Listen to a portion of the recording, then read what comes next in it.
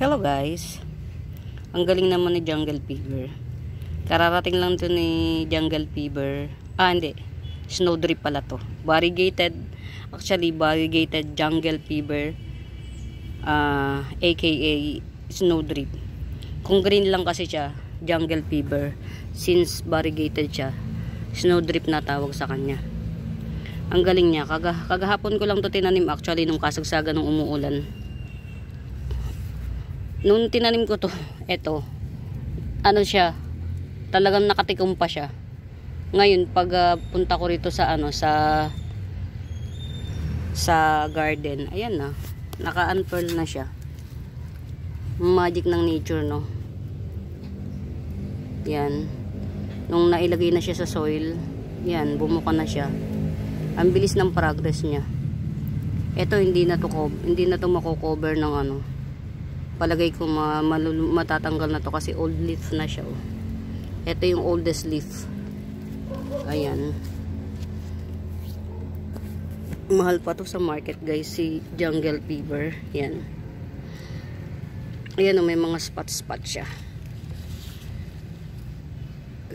Kaya variegated Jungle Fever ang tawag sa kanya. Actually, Snowdrip siya talaga. Snowdrip ang tawag sa kanya. Yan. Siguro pagka sabi kasi ni May, mga yung pinaglalayban ko na page, mga 2 weeks pa magpapahinga lang siya kasi ang dami pa niyang mga naka line up na isi-ship. Yan, 2 weeks pa daw tsaka ako mag-live. Siguro mapapasama na to sa pagla-live si Jungle Fever. So si Snowdrip actually hindi maselan ng philodendron to hindi siya maselan once na nai-repat mo siya, tapos okay yung medium mo, okay na siya.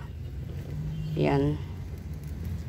Ito kahapon lang nakatikom to, naka-unfurl siya, nakaganito pa siya. Ngayon yan, nag-wide na siya yung dahon. Ang ganda bagong dahon. Snowdrip.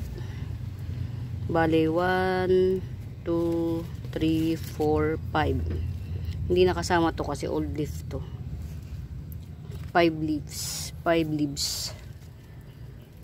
Si Snowdrip. Yan, isa sa mga bagong dating na halaman na ipiplex pag live.